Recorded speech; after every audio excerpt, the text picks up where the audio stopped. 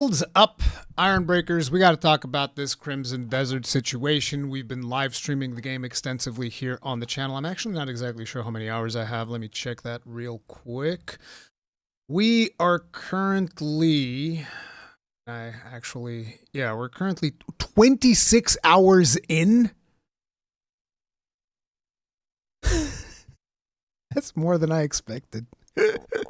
Because we've only done like 3 live streams.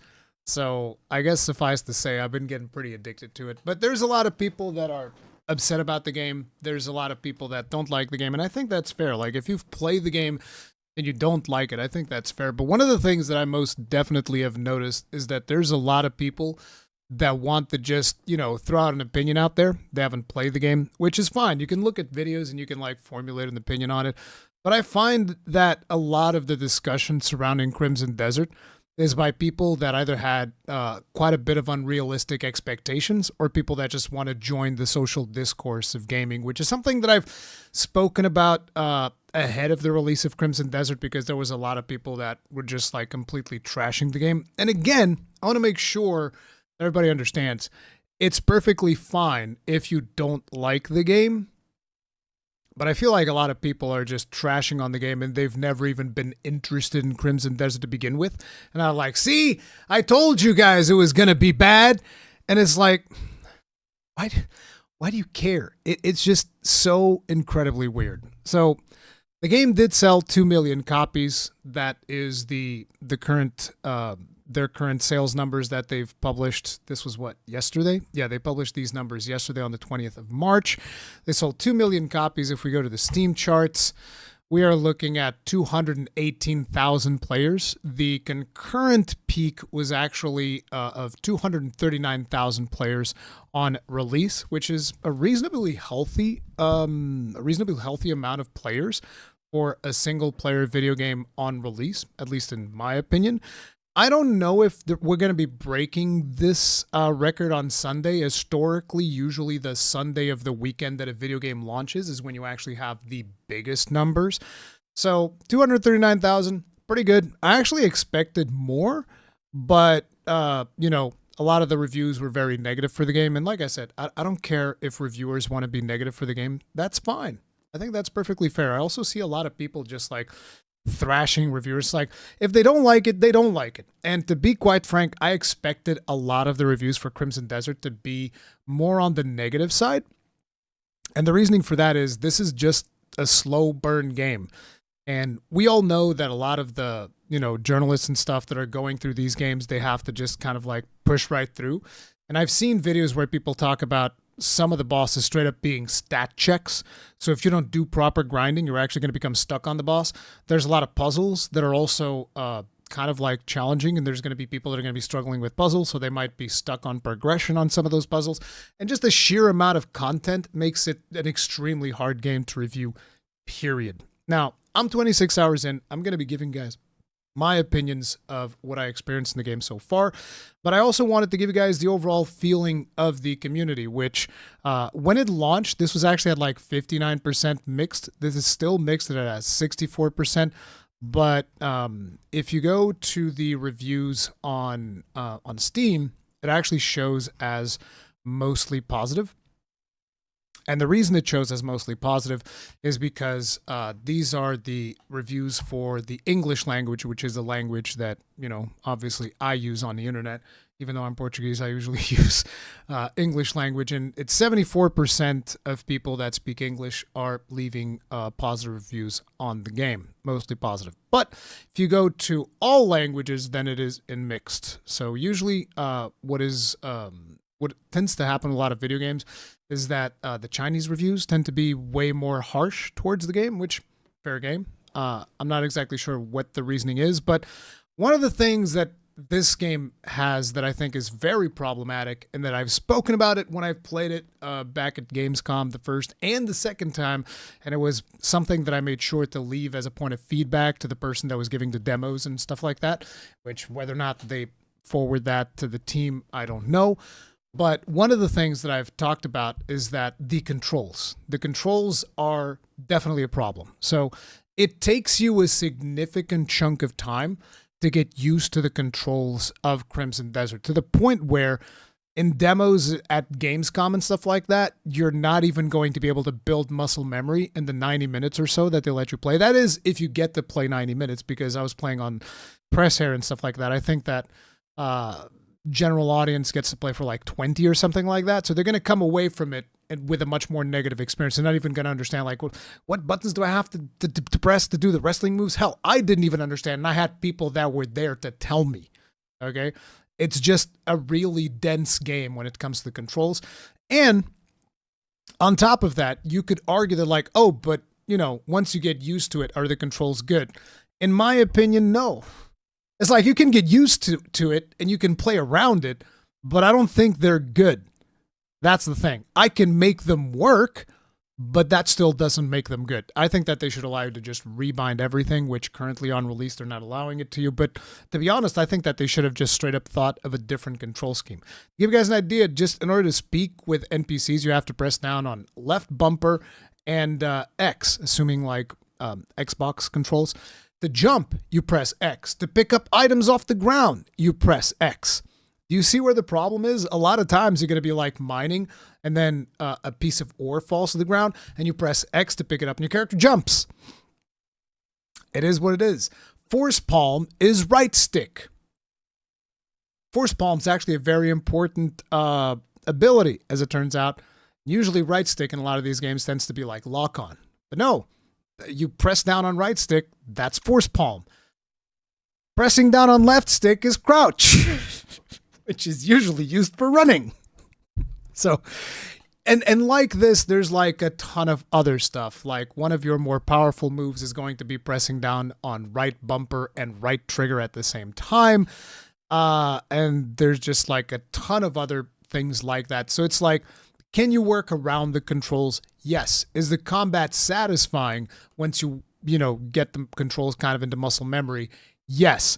Are the controls good? No. Because even if you can get used to it, even if you can get around it, it still doesn't make it good.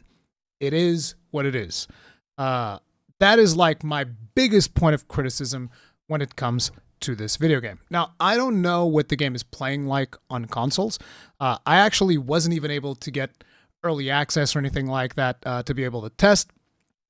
They said that there were just no codes.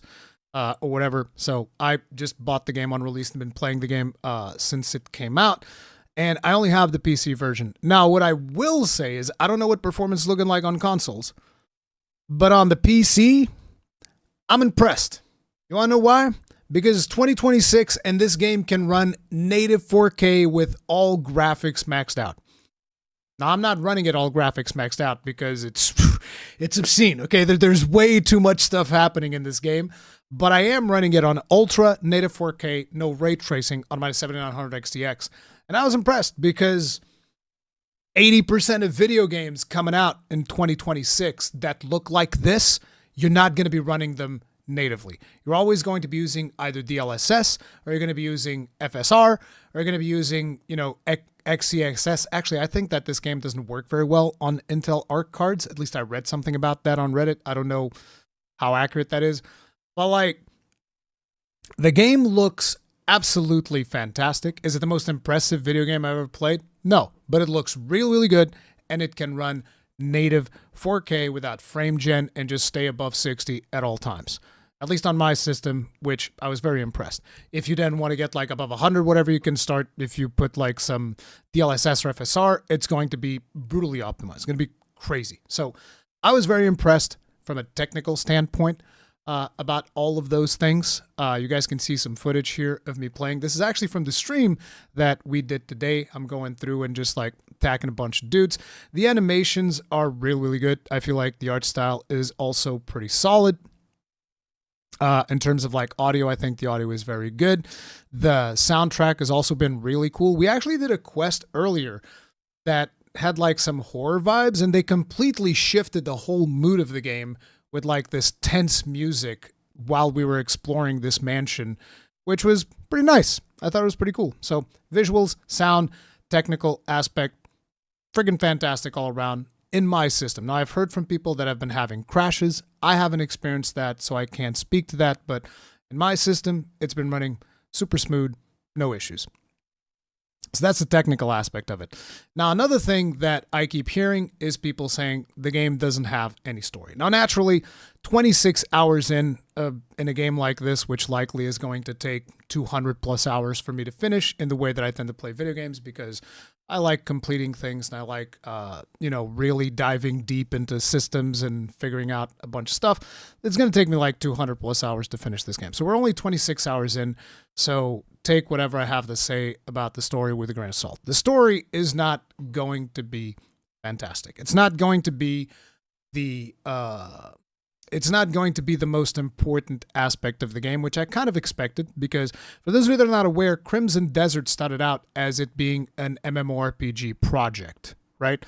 So it was supposed to be an MMORPG, but then they converted it to a single-player game. And I very quickly noticed when I started doing quests, I was like, oh yeah, this definitely feels like MMORPG quests, a lot of the stuff early on, because some of the things that you do in quests are not super... How should I explain this? They're not necessarily connected to one another in a way that you've come to expect if you're playing like a narrative-driven game, which I think is a lot of people's expectations of Crimson Desert. I think they're expecting something like an action game like God of War mixed in with like some Witcher shenanigans or something along those lines, which is not what this game is going to be. The thing about this game is that it's a huge sandbox for you to play in. You're going to be able to get like special character skills, upgrade your combat. You're going to be taking over enemy camps, and you're going to be doing a whole bunch of fetch quests because, like I said, this comes from an MMORPG background. The ability for you to enjoy this game is going to be very much up to whether or not you can make your own fun. One of the games that I like to bring up when it comes to making your own fun is Elite Dangerous. Now, I don't know how many people here played Elite Dangerous. It is a game that is, widely loved by the community that plays it. At least I think it was, until they did like this thing where they added the the planets that actually had people on them and whatnot. And that was like a controversial expansion that they did. But regardless of that, back in the day, at least, I used to really love Elite Dangerous. I still love the flight system of Elite Dangerous and all that stuff. But at the end of the day, there's no big narrative in Elite Dangerous. This game has more story than Elite Dangerous in a lot of ways. Elite Dangerous has lore. Nobody's going to hold you by the hand and lead you by the nose like, oh, here you go. This is what you have to go do next. And you make your own fun there. You go like, oh, I want to go upgrade my ship. I want to go do this thing. And this game, in a lot of ways, is kind of like that. You're going to be like, oh, I want to upgrade my camp. I want to upgrade my axe. I want to upgrade my armor so that I can get stronger. I want to go fight this boss. I want to go do this thing. It is about you being able to set objectives for yourself so that you can go do the things that you want. And if you're the type of person that expects a more narrative type of game where you're doing like dialogue choices and all that type of stuff, it's not this game. It's just not this game. And the story so far, strangely enough, fetch quests aside, which are obviously not particularly fun, and I've been doing those, a ton of those like off stream and stuff like that, and grinding for materials. I actually do like grinding for materials because I've always enjoyed in MMORPGs going off and like mining minerals and grabbing stuff to then be able to use in crafting systems, stuff like that. That's always been something that I've enjoyed. So running through the world and grabbing minerals is actually something that I'm into. I understand not every player is going to be into that, and that's fair. That is perfectly fair. But the actual story that we have so far, I don't think it's terrible. I see a lot of people saying the game has no story, yada, yada, yada. So I'm going to tell you like two things that I've encountered in these 26 hours that I've played so far. So the story so far, and I don't think that this is any spoilers, you start off and you're like an important character in a band of mercenaries. I'm not sure if you're the leader, the sergeant, the captain, whatever, of this band of mercenaries, but you're Kliff. And your band of mercenaries is being attacked by a rival band of mercenaries called the Black Bears. And your band of mercenaries is called the Greymanes. And you're attacked by the Black Bears, and your character dies. A bunch of your people die, and basically your band kind of like splits off and everybody goes their own direction because apparently you were the glue that kept them together or something like that. But the thing is, you don't actually die. You get summoned by these arcane entities that are like the overseers of the world or something like that, and they bring you back to life. They bring you back to life and they take you to a place that's called the Abyss. Now, the best way to think of the Abyss, because usually you think of the Abyss, you think like underground, deep underground. exact opposite. The abyss in this game are these islands in the sky.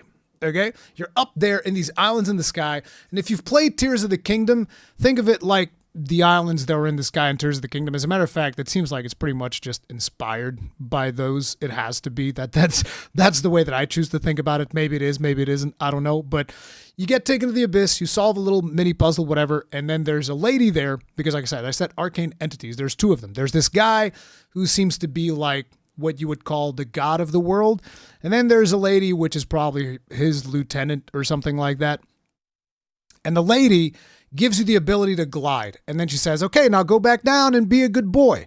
And our character comes back down and you start gathering your comrades that were, from the thing where you got assaulted at the beginning. All of your comrades that were separated, you start, getting them all back together and getting the band back together. And that's where I'm at with the story. Now, along the way, you help out a lot of people because there's like politics and all of that stuff, and you try to become more influential so that they let you build your camp and all of these shenanigans. So you're doing all these odds and ends, which is where a lot of these fetch quests and stuff like that kind of comes into play. Like the quest we're doing here, as you can see, is a very, very long quest where I'm just taking over this quarry, which just involved coming over here and murdering everybody. I don't know where these bleed bandits got enough people to form an army, but let me tell you, it took me like well over an hour to clear this damn quarry, and then there's still a boss fight at the end of it. But, that's kind of like some of the stuff that we're doing. Now, we, along the way, found, that's such a funny thing, I just blew up 2 barrels and died. We found some of our companions taking on this mercenary gig. And this was actually a very interesting quest. It's the quest that I was talking about that was like a horror thing. And I kind of like the little story of this quest, which is an isolated story. You find your companions and they're like protecting this count. And you get to go to the count's house to kind of like explore the house and figure out what is going on in this place. This is weird. There's like some strange shenanigans going on. Now, if you read the book, because there's a book that is left behind by the mother of one of the characters that is involved in this quest, which is the Reed Devil.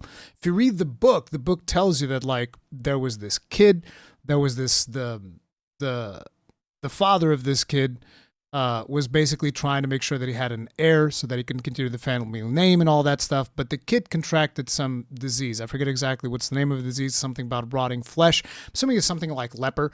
But this kid contracted this disease where he has to even wear a mask because his face is like completely disfigured and all this stuff. And the father is very resentful of that. The father's like, I can't believe this goddamn kid.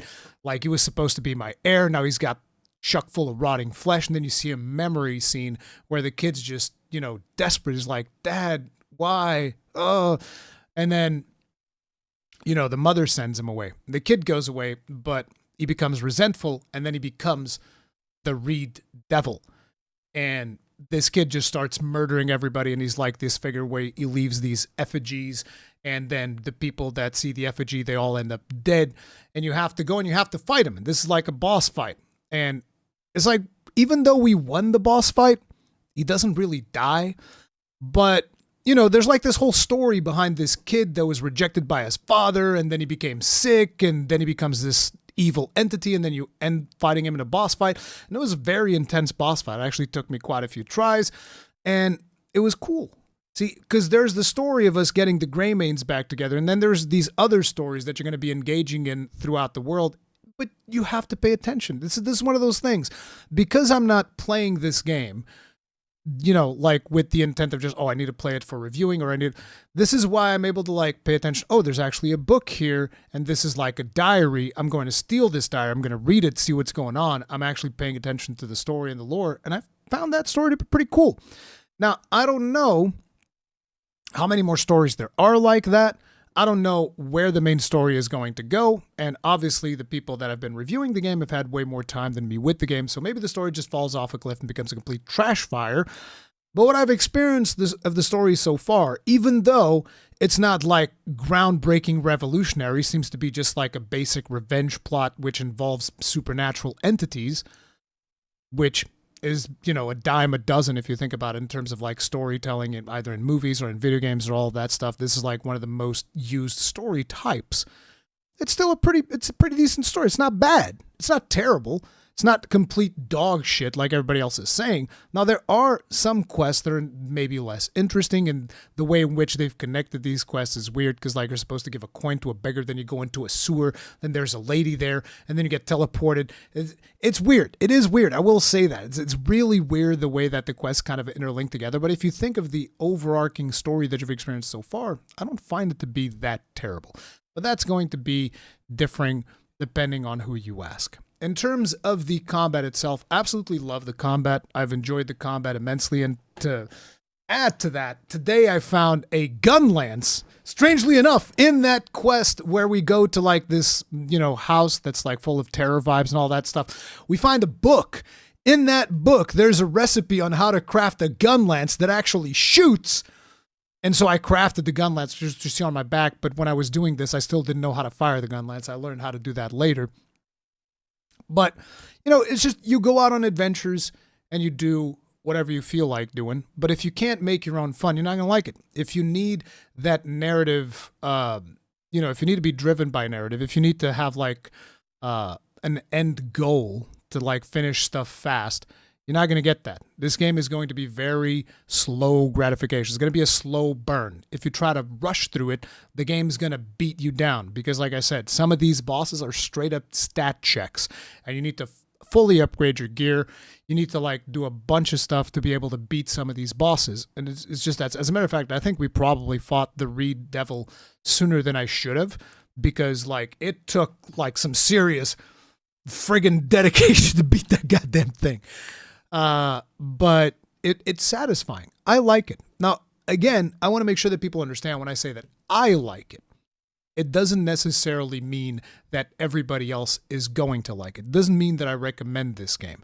If what I said seems like it will be fun for you, then yes, I can recommend it. If, however, what I said about you needing to be able to make your own fun and come up with your own objectives and figuring out the things that you want to do that are going to make the game fun for you, and if you don't want to do that, this is not the game for you. If you want a more narrative-driven experience, like if you're expecting something like a Witcher or a Horizon Zero Dawn or even a Dragon's Dogma, this is not like Dragon's Dogma. Because a lot of people are making the comparison to Dragon's Dogma 2. No, this is not like Dragon's Dogma 2. You can find some aspects that may be a little bit similar, but no. Dragon's Dogma 2 had a much more defined path that you're supposed to be taking, a much more defined main quest and easier to understand and all of that stuff. And the combat in Dragon's Dogma, I feel, was also not as complex as the combat is here. Eventually, you also unlock companions that you can take with you. Like, we now have a companion that we can bring with us to side quests. You can also play as those companions, but all of the main quests, you're going to be playing as Kliff. Like I said, I like the combat. I like exploring the world. I think the world is gorgeous. But at the same time, I also feel that when it comes to exploration, you're going to have to advance the main story quest up to a certain point before you really go off and explore. And I still don't think that I'm there. Like, I'm 25 hours in, 26, whatever it was that said on Steam, and I still don't think I'm there because there's a lot of places, like I just went off to the map to really far away places, and I noticed that, like, it doesn't seem like these places are populating properly.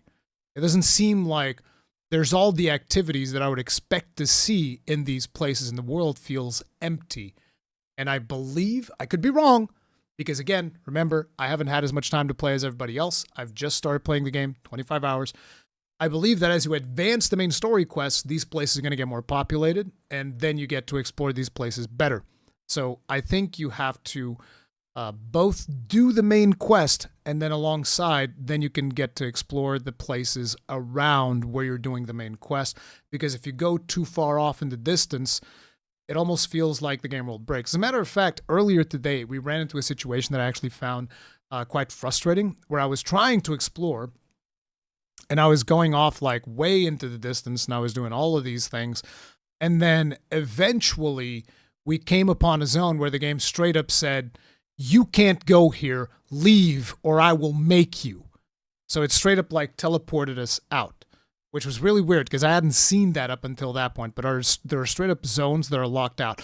Now, when I say this, I know people are going to be like, oh, so the game world's actually really small. No, the game is still friggin' massive. The amount of areas that we can explore are still friggin' massive, but there are areas that are going to be off until you progress the main story to a certain point. So I kind of feel like the beginning of the game, you just have to focus on the main story to kind of like get through that, to be able to then do more activities and do more exploration and do all of that stuff. So, yeah. So my thoughts, I like it. I think it's pretty fun. I'm going to continue playing it. It's going to take me probably all year to finish this game because of the way that I tend to play video games. So we're still going to be playing stories. We're going to be playing this alongside stories. Then we're going to be playing Pragmata, and this will be played alongside Pragmata. This is going to be like the comfort game that I'm going to pull out every now and then throughout the year to just grind a little bit, kind of like you would do with an MMO, because that's kind of what it is. It's kind of a single-player MMORPG, and personally, I tend to like those. And I understand that a lot of people are not going to like them because they don't like MMORPGs to begin with, and to see those mechanics in a single-player game, you're not going to like it. But to me, it's really fun because the main reason why I don't play a lot of these MMORPG games that kind of, play a little bit kind of like Crimson Shadows, like let's say, for instance, Black Desert Online, is because of their obscene monetization. And this game has none of that. There's no massive grind that you need to engage into in order to be able to keep up with everybody else in the game. There's no daily login bonus that you got to worry about. There's no FOMO shenanigans happen, at least so far, that you need to worry about. You just play the game at your own pace. And to me, that's a ton of fun. I like, messing around with this content. Now, there's another aspect of the game that's been getting a lot of press, and I actually went in and I checked this out because I saw earlier today that there is AI-generated art in the game. Like, people were talking about this on Twitter, and I went in because I wanted to see this for myself in the game. And yes, it is there. Like, if you look at this painting, if this is not AI-generated art, like you can see this horse has like a bunch of, it has a tail mixed with a leg, then it has like another leg and another leg and another leg, and this looks like another leg. And then all of a sudden there's armor on top, so maybe it's not a horse, it's a centaur, but then it has a dog's mouth. Yeah. And then this one's got like these two legs, and then there's like what should be his tail, but it's a third leg. Is weird. Is weird. This is clearly like some AI hallucination shenanigans happening. And if it's not an AI hallucination, then it sure as fuck looks like one. And, this is Kliff looking at the people who put these assets on the public version of the game. Now, I don't know if this is because maybe they were using this art as placeholder, because that is something that I have seen in a lot of games that have come out in recent memory. Like, I think, what was that game? Alters or whatever had some placeholder AI art that they then had to go in and remove. But I would expect this to get removed in a patch soon. Maybe. Either way, it's a really bad look because then it causes people to question, okay, so if you used AI for this, what else have you used AI for? Because the other thing is they didn't disclose the use of AI art assets. So that now makes people question, oh, is the voice acting in the game, is that all AI? Is the text for these quests, has that been AI? And everybody's questioning that, which is fair. It's fair. I think it's really dumb that they're doing this. It hasn't really affected my experience that much, but I don't like it. I don't like AI-generated art being in a game. There's a lot of things that I think you can use AI for. By the way, I'm not somebody who's super anti-AI. I am anti-AI for some things, like, for instance, the LSS5, which is fucking with the artist's intent. I think that's a step too far. But I think AI has a place, particularly when it comes to medical research. I think AI is great in certain aspects of code generation. I think AI can also do good work, maybe even in animation, to animate a character in between frames, and then an animator can come in and they don't have to do as much of the grunt work, and they can kind of just like animate, the beginning position of the animation, some of the mid animations, and then the finishing animation. They can have an AI kind of like fill in the blanks along the way. I think that there's a lot of use for AI in the industry. This, I think, is not it, unless it's like temporary assets that are then going to be replaced or whatever. That's kind of just the way that I look at it. I know that people have strong opinions when it comes to AI, but it is in there, and there's a bunch of paintings that definitely seems like they are using AI generated footage, and it is what it is. Now, there's a lot more opinions going on when it comes to Crimson Desert. One of the opinions that I've seen is Jason Schreier. Jason Schreier says, I've only played a few hours of the much-hyped Crimson Desert, so weigh my opinion accordingly, but those few hours were so boring and soulless that I absolutely did not want to play anymore. Feels like a game designed for people who just want to consume content, which I find interesting, because a couple of years ago, and by the way, I like Jason Schreier's investigative journalism, like when he's diving deep into what shady shenanigans some of these companies are up to, like Blizzard, so on and so forth. I think he does good work.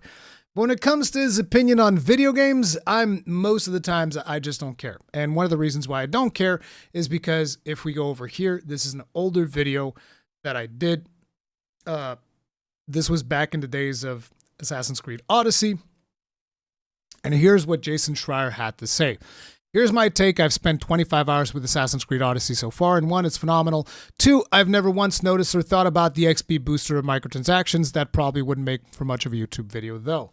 So what is he saying? He's saying that it's perfectly fine for Ubisoft to basically give people XP boosters in single-player games for Assassin's Creed Odyssey, and he had the time of his life. Now, if you want to talk about a soulless video game... go